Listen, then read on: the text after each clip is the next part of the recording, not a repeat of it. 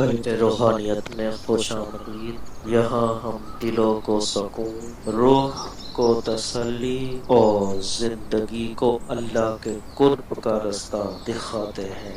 ہر video ایک روحانی سفر ہے، ہدایت، فکر اور محبت کے ساتھ۔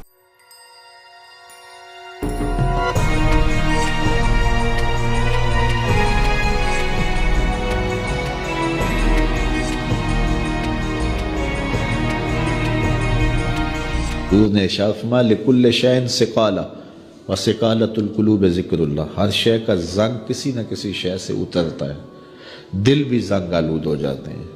تو جب دل زنگ آلود ہو جائیں تو یہ اللہ تعالیٰ کے ذکر سے اترتے ہیں۔ ایک روایت میں آتا ہے دلوں کے زنگ تلاوت کلام مجید سے اترتے ہیں، اور وہ بھی اللہ تعالیٰ کا ذکر ہے، اور اس کا ذکر مختلف طریقوں سے کیا جائے اور اس کا نام مختلف انداز سے لیا جائے۔ یہ ساری وہ چیزیں ہیں جو دل کی میل کچیل، دل کی غلاستیں، دل کی گندگیاں اتار دیتی ہیں، اور دل مصفہ اور شفاف ہو جاتا ہے۔ حضرات صوفیہ تو کہتے ہیں جب کوئی بندہ ایک مرتبہ کہتا ہے اللہ، تو اللہ تعالیٰ اس کی طرف 70 مرتبہ نظر رحمت سے دیکھتا ہے، اور جب اللہ تعالیٰ کسی بندے کی طرف نظر رحمت سے دیکھتا ہے اس کے 70 گناہ جل کے راکھ ہو جاتے ہیں۔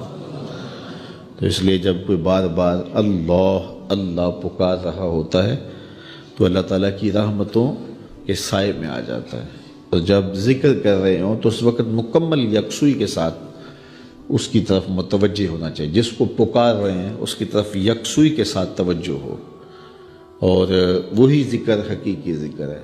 حضرت شیخ فرید الدین عطار علیہ رحمہ فرماتے ہیں ہر عضو بدن کا الگ ذکر ہے، زبان کا الگ ذکر ہے، آنکھوں کا الگ ذکر ہے، کانوں کا الگ ذکر ہے، ہاتھوں کا، پاؤں کا، دیگر اعضائے بدنیاں کا الگ الگ ذکر ہے۔ اللہ کی نشانیوں کو دیکھنا یہ آنکھ کا ذکر ہے، استماع قول حق یہ کان کا ذکر ہے، قرآن مجید کی تلاوت کرنا، اس کا نام لینا یہ زبان کا ذکر ہے، دکھیوں کی مدد کرنا یہ ہاتھ کا ذکر ہے، نیک مجالس کی طرف چل کے جانا، مسجد کی طرف سفر کرنا یہ پاؤں کا ذکر ہے۔ تو مختلف اعضائے بدنیاں کا مختلف ذکر ہے، اور ہر وقت جو ہے وہ ذکر کے اندر انسان لگا رہے اور رب کی یاد کے سائے میں اپنی زندگی گزارے۔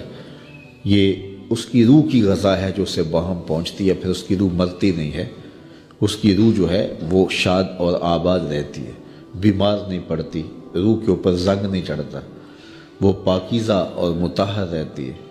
تو مجھے اور آپ کو اپنی روح کا سامان کرنا چاہیے، اور اللہ کا ذکر پوری یکسوئی کے ساتھ، پوری توجہ کے ساتھ، پورے انہماک کے ساتھ۔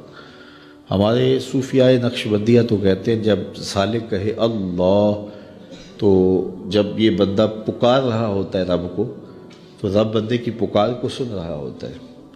یہاں ایک سوال بھی کیا جاتا ہے، کچھ لوگ ذکر مجرد پر یہ بات کرتے ہیں کہ جب آپ کہتے ہیں اللہ تو اس کے بعد کچھ نہیں کہتے، پھر کہتے ہیں اللہ، پھر کہتے ہیں اللہ۔ تو جب کسی کو پکارا جائے تو پھر اس کو غرض بھی بتائی جاتی ہے نا۔ آپ مجھے آواز دیں، میرا نام لے کے، تو میں متوجہ ہو جاؤں گا آپ کی طرف، تو پھر آپ مجھے کچھ کہیں گے نا کہ جناب ہم آپ کے پاس آئے ہیں ٹائم لینے کے لیے، یا کوئی اور غرض کے لیے، کسی اور مقصد کے لیے، تو وہ آپ غرض بتائیں گے مجھے۔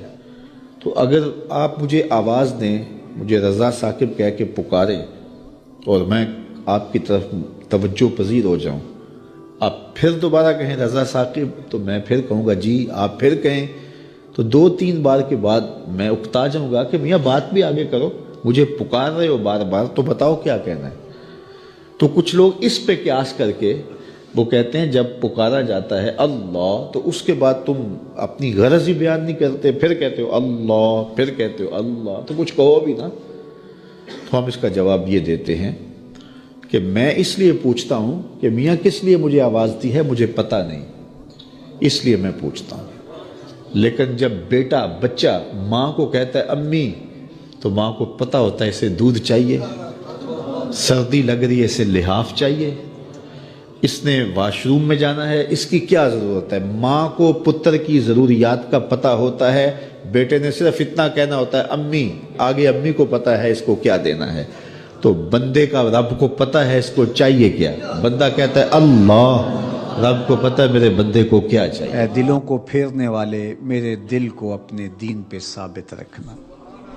ام المومنین رضی اللہ تعالیٰ عنہ فرماتی ہیں کہ میں نے حضور علیہ السلام سے پوچھا کہ حضور اسلام لانے کے بعد بھی اس کی ضرورت ہے کہ یہ اللہ کی بارگاہ میں عرض کرے؟ تو آقا کریم نے ارشاد فرمایا کہ دل رحمان کی 2 انگلیوں کے درمیان ہے، وہ جس طرف چاہے پلٹ دے، بے نیاز ہے. تو اس لیے ہر وقت اس سے مانگنا چاہیے اللہ میرا دل سلامت رہے، دین پر قائم رہے. ورنہ ہم دیکھتے ہیں کتنے لوگ ہیں بظاہر اچھے ہوتے ہیں لیکن انجام بخیر نہیں ہوتا. انما الاعمال بالخواتیم، اعمال کا دار و مدار حسن خاتمہ پہ ہے. خاتمہ کیسا ہوتا ہے؟ حضرت سہل بن سعد الساعدی رضی اللہ تعالیٰ عنہ فرماتے ہیں کہ ایک غزوہ میں ایک مالدار شخص بڑی بے جگری سے لڑ رہا تھا، اس جرت سے لڑ رہا تھا کہ ہمارے دل میں آیا کہ کیا بات ہے. آقا کریم علیہ السلام نے دیکھا تو فرمایا جس نے اہل جہنم میں سے کسی کو دیکھنا ہوتے سے دیکھ. بڑی حیرت ہوئی. ایک صحابی کہتے ہیں میں اس کے پیچھے ہو گیا کہ حضور علیہ السلام نے جو فرمایا ہے کوئی وجہ ہوگی تو میں دیکھوں ماجرا کیا ہے. تو کہتے ہیں جب وہ لڑتے لڑتے زخمی ہو گیا تو اس نے اپنی ہی تلوار کو اپنے سینے میں یوں رکھ کر کے اپنا وزن اس اوپر ڈال دیا اور 2 کندھوں کے درمیان سے تلوار ادھر نکل گئی اور یوں خودکشی کر لی. تو کہا کہ بندہ ساری زندگی نیکیاں کرتا ہے، لکھا ہوا غالب آ جاتا ہے اور پھر آخر اچھا نہیں اس کا رہتا. اور کتنے ایسے لوگ ہیں کہ جن کا ماضی بہت بھیانک اور برا تھا لیکن آخر ٹھیک ہو جاتا ہے. تو اس لیے ہمیشہ اللہ سے انجام بخیر کی دعا مانگو. یا مقلب القلوب ثبت قلبی علی دینک، اے دلوں کو پھیرنے والے ہمارے دلوں کو دین پہ ثابت رکھنا.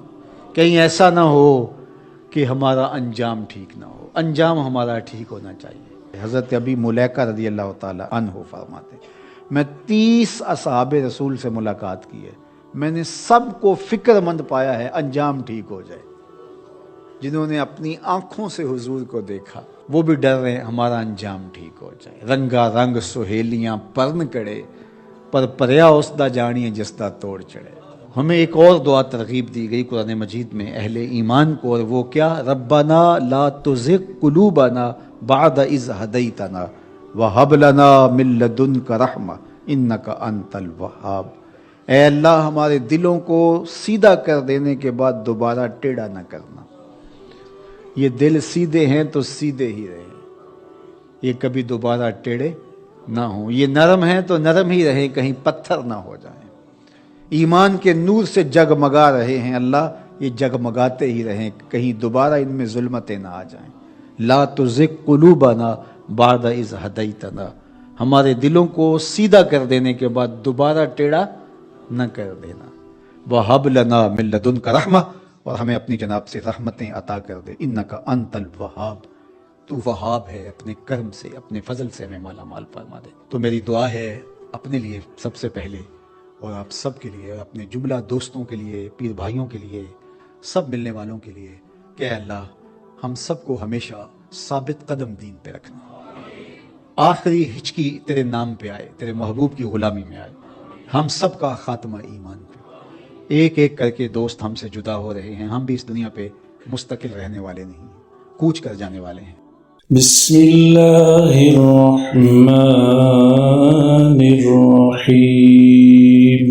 هو الذي جعل لكم الأرض ذلولا فامشوا في مناكبها وكلوا من رزقه وإليه النشور.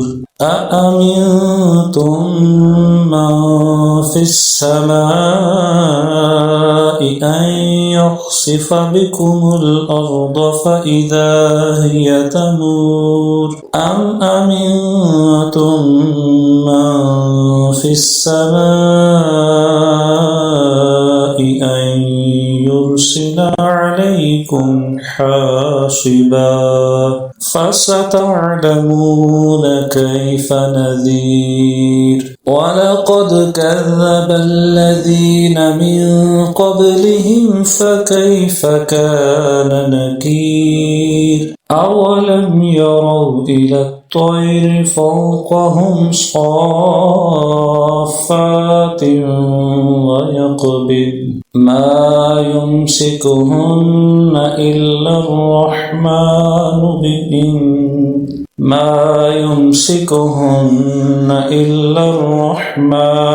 إنه بكل شيء بصير أمن هذا الذي هو جند لكم ينصركم من دون الرحمن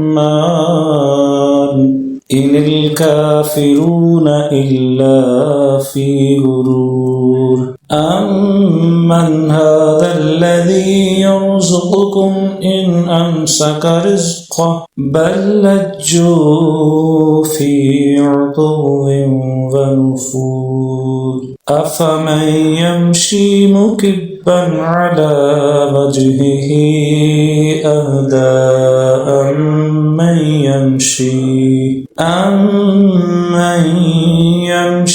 سويا على صراط مستقيم قل هو الذي أنشأكم وجعل لكم السمع والأبصار والأفئدة قليلا ما تشكرون قل هو الذي ذرأكم في الأرض وإليه تحشرون ويقولون متى هذا الوعد إن كنتم صادقين قل إنما العلم عند الله وإنما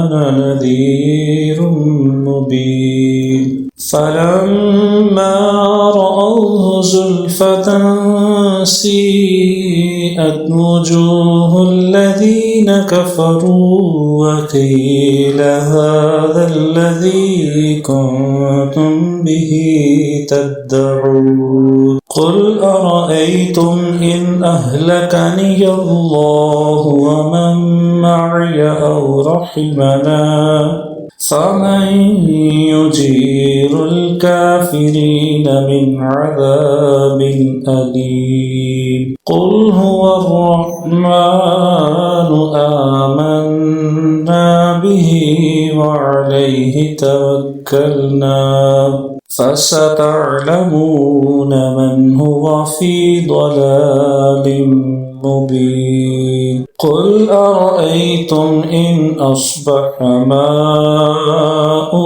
غورا فمن يأتيكم بماء معين صدق الله العظيم.